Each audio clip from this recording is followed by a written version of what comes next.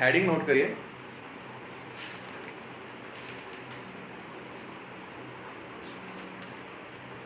Law of electrolysis, law of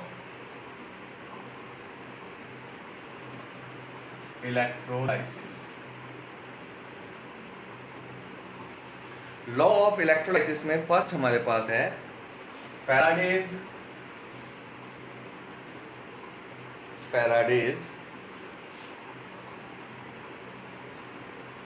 first law of electrolysis, Faraday's first law of electrolysis.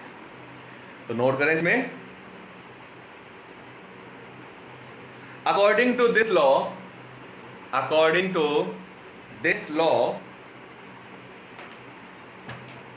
the mass of a substance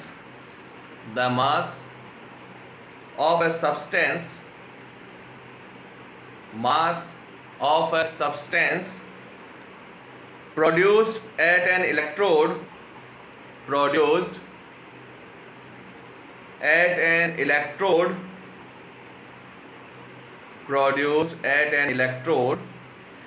in electrolysis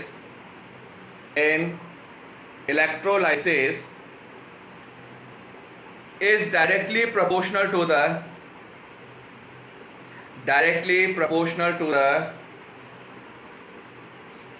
quantity of electricity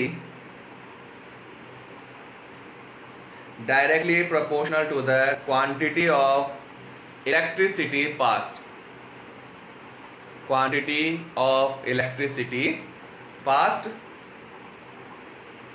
suppose अपने पास ये कोई electrolytic cell है, हमने draw किया था last time भी, electrolytic cell है, इसको अपन ने बैटरी से कनेक्ट कर दिया। अब मैंने क्या कहा कि यहाँ पर इलेक्ट्रोड्स पे जो भी अपने पास कंपाउंड या एटम या जो मटेरियल डिपॉजिट हो रहा है, जो प्रोड्यूस्ड हो रहा है, उसका जो मास है वो किस पे डिपेंड करता है? अमाउंट ऑफ इलेक्ट्रिसिटी डिपेंड करता है, ठीक है, या क्वांटिटी ऑफ इलेक्ट्रिसिटी डिपेंड करता है। लास्ट क्लास हमने क्या कहा था कि सपोज करो ये मेरे पास जो है इम्प्योर कॉपर है, इम्प्योर कॉपर का अपन ने क्या यूज में लिया था? एनोड। और प्योर कॉपर जो है उसका क्या यूज में लिया था अपन? कैथोड। करंट पास किया अपन ने, तो यहाँ से कॉपर +2 आयन जो है वो क्या हो रहा था? कैथोड पे डिपॉजिट हो रहा था। तो ये जो कैथोड है इसके ऊपर कितना मटेरियल डिपॉजिट हुआ है, उसका मास क्या है? तो अपन क्या कह रहे हैं कि जो इलेक्ट्रोड पे डिपॉजिट मास है किसका? मटेरियल का, या कोई भी अपने पास आयन का जो कि रिड्यूस हो रहा है, ठीक है।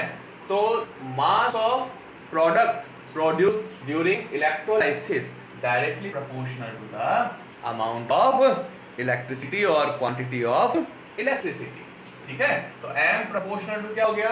Q के। m तो क्या है? मास है किसका? प्रोडक्ट का जो प्रोड्यूस्ड हुआ इलेक्ट्रोड के ऊपर, और Q क्या है? क्वांटिटी ऑफ इलेक्ट्रिसिटी है, ठीक है। m प्रोपोर्शनल टू Q और m equals to ZQ। Z अपने पास एक कांस्टेंट है, इलेक्ट्रोकेमिकल या केमिकल इक्विवेलेंट बोल सकते हैं इसको अपन, ठीक है। तो ये अपने पास क्या आ गया? Z जो है वो कांस्टेंट हो गया, electrochemical equivalent,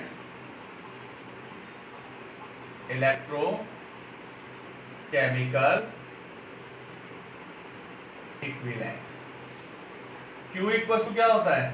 IT, then M equals to ZIT, ठीक है। Z इक्वल्स टू क्या होता है? इलेक्ट्रोकेमिकल इक्विवेलेंट, और Q क्या होता है अपने पास?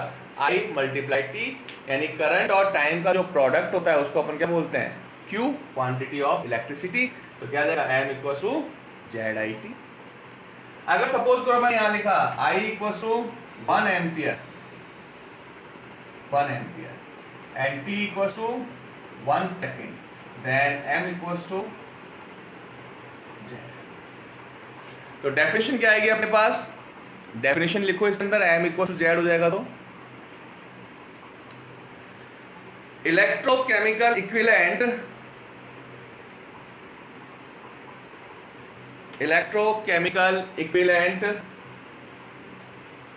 of a substance, electrochemical equivalent of a substance is the amount of substance liberated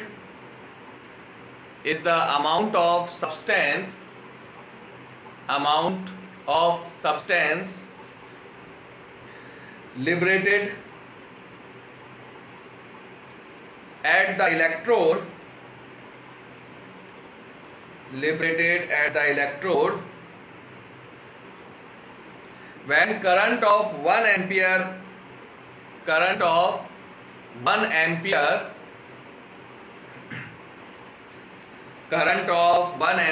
is passed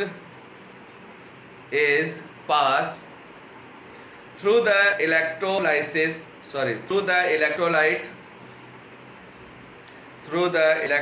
solution for 1 second. Through the electrolyte solution for 1 second. ठीक है, तो क्या हो गया अपने पास, देखो, according to first law of Faraday's, when electrolysis of electrolyte solution, then mass of substance produced or liberated on electrode is directly proportional to the quantity of electricity passed through the electrolyte solution. ठीक है, किसी भी electrolyte solution के अंदर जो हमने electricity amount या quantity को पास किया है, उस केस में सब्सटेंस का जितना मास जो इलेक्ट्रोड डिपॉजिट होता है, वो डिपॉजिट मास इस क्वांटिटी ऑफ इलेक्ट्रिसिटी के प्रोपोर्शनल है. ठीक है, liberated amount of substance at the electrode is directly proportional to the quantity of electricity passed through the electrolyte solution. ठीक है, प्रोपोर्शनल को रिमूव कर दिया, Z आ गया. Z is electrochemical equivalent. Q equals to IT, then M equals to ZIT. I 1 ampere, T 1 second, then M equals to Z. So electrochemical equivalent of a substance is equal to the amount of substance when 1 ampere current pass through the electrolyte solution till 1 second. ठीक है, अगर 1 second तक 1 ampere जो current है उसको हम electrolyte solution से पास करते हैं, तो जो मास डिपॉजिट होता है सब्सटेंस का, वो क्या होगा, इलेक्ट्रोकेमिकल इक्विवेलेंट होता है. ठीक है, तो ये हो गया हमारे पास first law of Faraday. Next note करो, second law of Faraday. Second law of Faraday, देखो सेकंड लॉ क्या है अपने पास,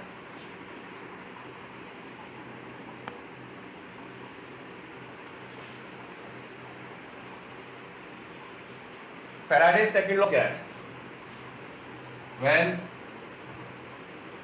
different electrolytic cells connect in series, ये इलेक्ट्रोलाइटिक सेल है डिफरेंट, इनको अपन एक सीरीज में कनेक्ट कर दिया. ठीक है, और इनमें क्या किया, same quantity of electricity pass through the different electrolyte solutions. मैंने जो क्वांटिटी है इलेक्ट्रिसिटी का, सेम इलेक्ट्रिसिटी अमाउंट जो है, वो दोनों इलेक्ट्रोलाइटिक सॉल्यूशंस के अंदर पास किया.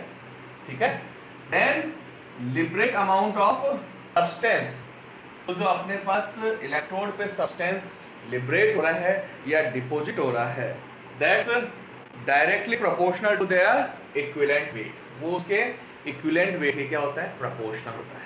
तो हमारे पास फैराडेज का सेकंड लॉ क्या है, and same quantity of electricity pass through the different electrolyte solutions connect in a series. ठीक है, when same amount or same quantity of electricity pass through the different electrolyte solutions which connect in series, then liberated mass of substance directly proportional to its equivalent weight and proportional to E. ठीक है। अब suppose करो यहाँ पर दो अलग electrode था, ये इलेक्ट्रोलाइट सॉल्यूशन था, ये जिंक सल्फेट है और ये सिल्वर नाइट्रेट सॉल्यूशन है, ठीक है। दोनों में सेम करंट पास किया अपन, तो M प्रोपोर्शनल टू क्या होगा, इन पे जो इलेक्ट्रोड्स के ऊपर डिपॉजिट अमाउंट है वो उसके इक्विवेलेंट वेट के प्रोपोर्शनल होता है। सपोज यहाँ पर अपने पास अमाउंट क्या था M1, यहाँ अमाउंट कितना है M2, तो हम क्या लिख सकते हैं M1 upon M2 equals to E1 upon E2। Then Faraday's first law, Faraday's first law क्या अकॉर्डिंग क्या था अपने पास M इक्वल्स टू ZIT। अब देखो हमने क्या किया, दोनों इलेक्ट्रोलाइटिक सॉल्यूशंस के अंदर क्वांटिटी ऑफ इलेक्ट्रिसिटी तो क्या था सेम था, ठीक है। तो अपन क्या लिखेंगे इसके अंदर Z1 IT upon Z2 IT equals to E1 upon E2, IT से IT कैंसिल हो गया। देन Z1 upon Z2 equals to E1 upon E2 और Z प्रोपोर्शनल टू E, ठीक है। तो ये हमारे पास एक रिलेशन आ गया Z प्रोपोर्शनल टू E का। तो नोट कर लो इसके अंदर, लिखिए when the same quantity of electricity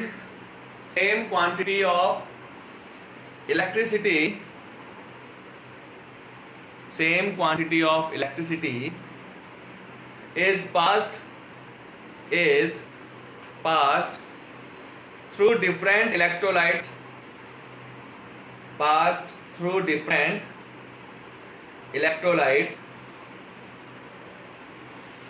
connected in series,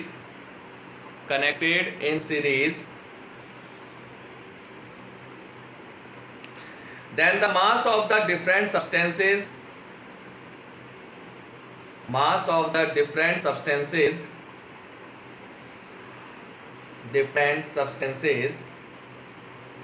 liberate at the electrodes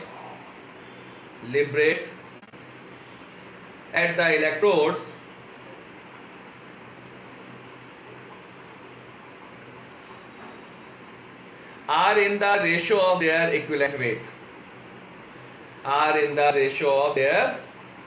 equivalent weight,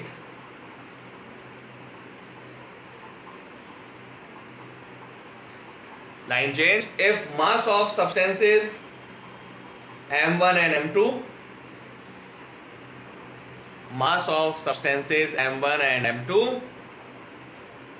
and their equivalent weight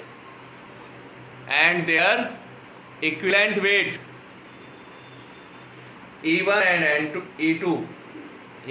and E2, then according to Faraday's law M1 upon M2 equals to E1 upon E2 और M equals to ZIT, then Z1 IT upon Z2 IT equals to E1 upon E2 और Z1 upon Z2 equals to E1 upon E2 और Z proportional to E, यानी electrochemical equivalent weight के proportional होता है, ठीक है। Note कर लिया आई थिंक सबने। अब नोट लो आगे इसके अंदर,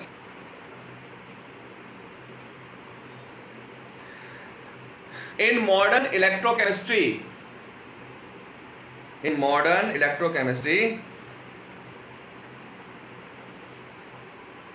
the use of equivalent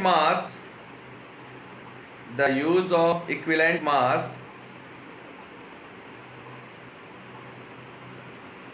is less and instead of it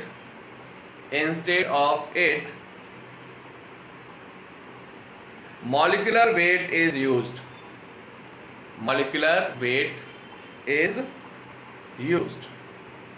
तो इक्विवेलेंट वेट का जो यूज है वो कम हो गया, उसकी जगह हम क्या करते हैं मॉलिक्यूलर वेट को काम में लेते हैं।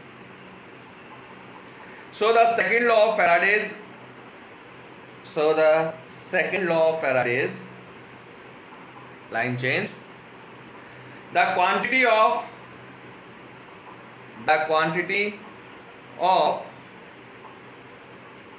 number of moles number of moles of substance, number of moles of substance liberated, moles of substance liberated is directly proportional to the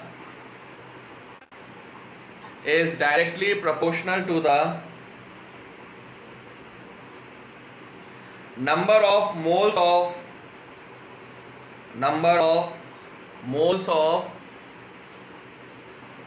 total electrons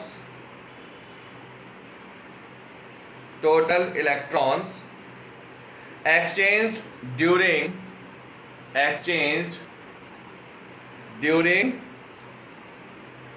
oxidation reduction,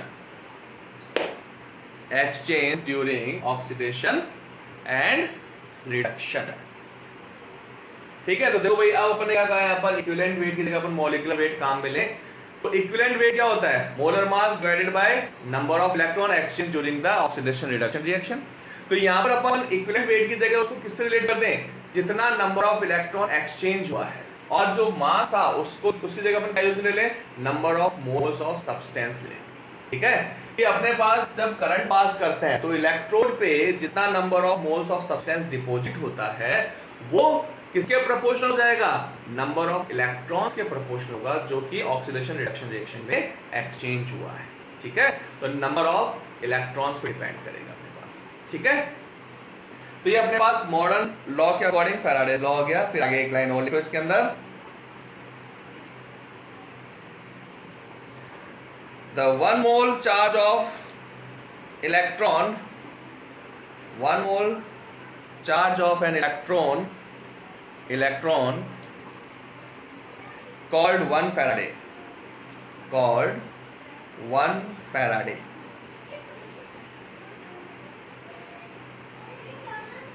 and value of 1 Faraday equals to 96500 Coulomb's. ये अपन numerical problems के लिए use में लेते हैं solve करने के लिए, 96500 Coulomb's. ठीक है, अदरवाइज जो एक्चुअल वैल्यू होता है वो 96485 समथिंग कुछ होता है। तो ये हो गया अपने पास second law of Faraday's, complete हो गया।